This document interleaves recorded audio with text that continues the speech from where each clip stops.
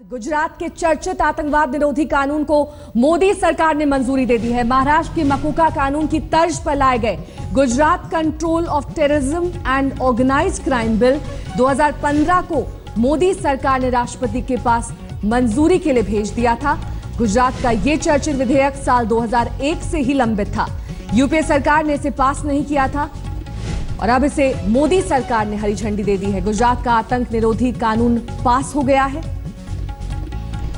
अब इसे राष्ट्रपति की मंजूरी के लिए केंद्र ने भेज दिया है। आपको बता दें कि महाराष्ट्र के मकोका कानून की तर्ज पर ही ये गुजरात का आतंक निरोधी बिल है, जिसे अब केंद्र ने मंजूरी दे दी है, इसे हरी झंडी दिखा दी है और राष्ट्रपति के पास मंजूरी के लिए भेज दिया है। यूपीए सरकार के पास भी ये बिल भेजा गया था, लेकिन तब मंजूर नहीं किया गया था। और ज्यादा जानकारी के साथ गोपी घांगर हमारी संवाददाता इस वक्त हमारे साथ जुड़ गई हैं। गोपी, ये एक अहम बिल जिसे मोदी सरकार लंबे वक्त से चाहती थी, ये पास हो जाए, इसे अब हरी झंडी। जी बिल्कुल, हम कह सकते हैं कि इस बिल को जब हरी झंडी मिल गई है तो काफी कंट्रोवर्शियल ये बिल रहा था।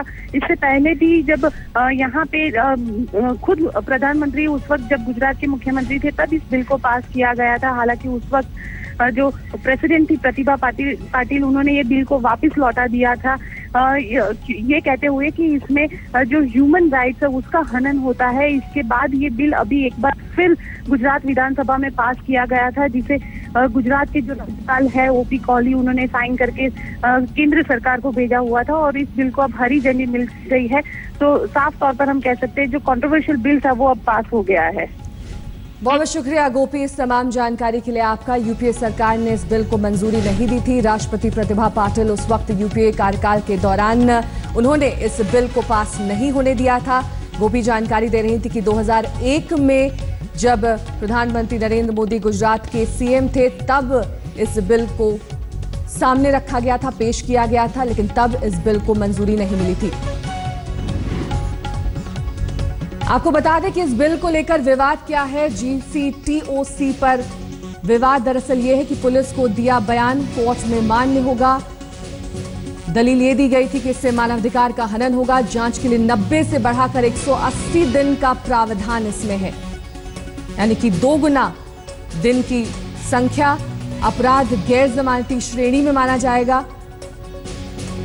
तमाम ऐसी चीजें हैं जिसको लेकर इस बिल में विवाद है। मौखिक संवाद को भी सबूत माना जाएगा। कानून लागू करने वाले अफसरों पर कार्रवाई नहीं की जाएगी, ये भी इस बिल में प्रावधान है। आपको सुना देते हैं कि राजनीतिक तो कई वजह रही जिसकी वजह से ये बिल विवादों में रहा, लेकिन अब केंद्र से मंजूरी और इसे राष्ट्रपति के पास मंजूरी के लिए भेज दिया गया। बहरहाल रुख करेंगे अगली खबर का।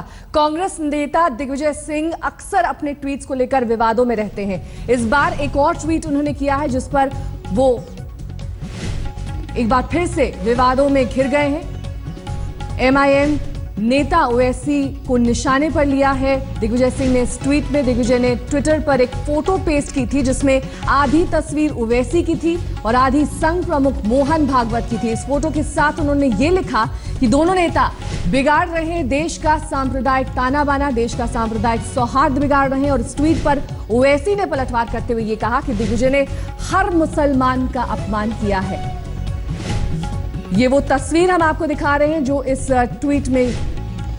ट्वीट के साथ संदेश भी है और इसमें दोहरे चरित्र की बात की गई है। आधे में ओवैसी को दिखाया गया है, आधे में संघ प्रमुख मोहन भागवत है और दोहरे चरित्र की बात दिग्विजय सिंह ने करी है और ये कहा है कि दोनों ही देश का सांप्रदायिक सौहार्द बिगाड़ रहे हैं, देश का सांप्रदायिक ताना बाना उसे क्षति पहुंचा रहे हैं।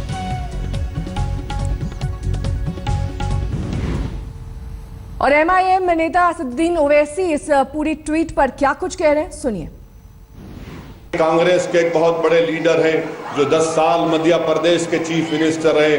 उन्होंने ट्विटर के ऊपर मेरी एक तस्वीर, आधी तस्वीर डाली और आधी तस्वीर मोहन भागवत की डाली। मुझे समझ में नहीं आता कि आखिर किस बुनियाद पर हम मुसलमानों की तौहीन की जा रही है कि एक मुसलमान की फोटो एक आरएसएस के मोहन भगवत के साथ लगा देना।